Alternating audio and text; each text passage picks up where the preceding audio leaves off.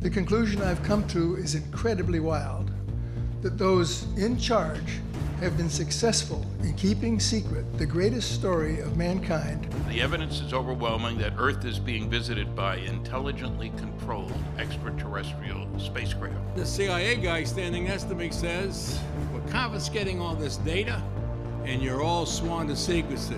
They've all been studying this. They have more data than I do. So the government has dumped disinformation and misinformation into the field for decades. They've undermined research.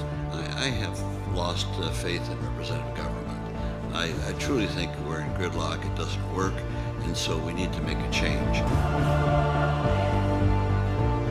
I think it's ignorant of any people not to seek out what we need to know to continue the universe. You give this committee a lot of reasons for us to say, open those files.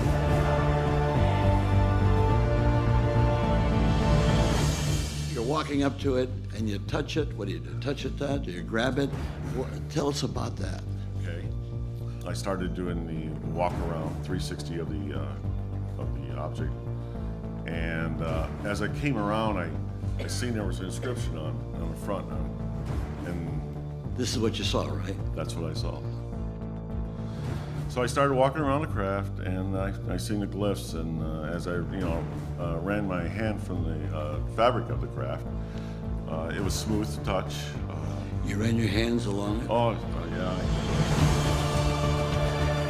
I believe that the time is now to lift the veil of secrecy that has shrouded this subject for over 60 years, and the subject of UFOs should now be openly accepted in the mainstream media.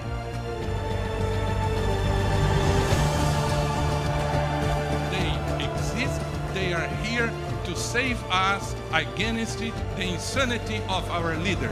I agree with you. They should open those Roswell files. There is only one way to regain trust: find and tell the truth.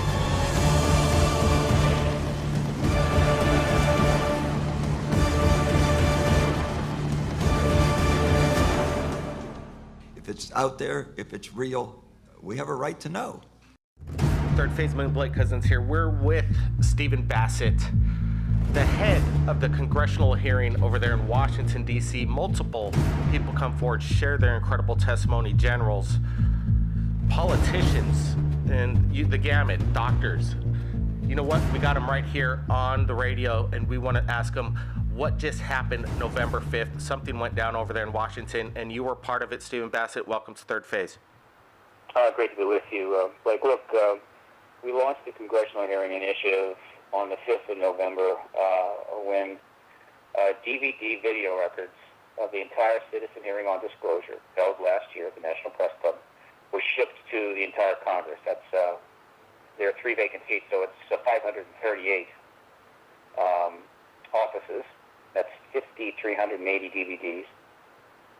And this is the beginning of the most comprehensive effort in history to get congressional hearings on the extraterrestrial issue for the new group of witnesses that has emerged since 1992. The last hearing on the subject in Congress was, in fact, 1968, 46 years ago.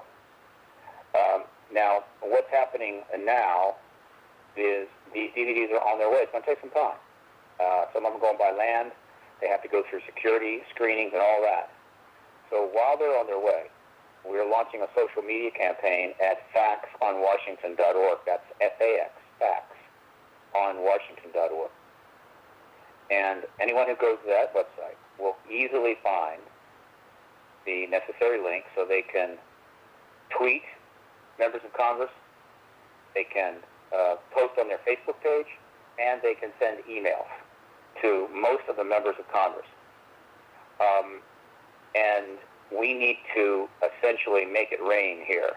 It's called the tweet storm.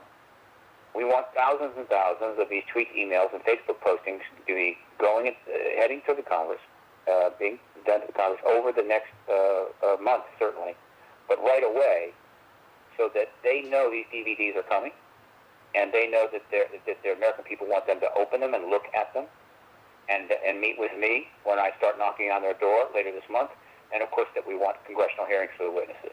That's a social media campaign. And then I will start approaching offices sometime around November 20. Wow, incredible, just the work behind the whole project. And now you got the product delivered into Congress. You're trying to get in their hands. And we need the people to tweet our Congress and tell them they need to check this out because, it's time for disclosure. Stephen Bassett, what do you think about this, turnaround, the winners and losers? There's going to be a Republican, in charge Congress.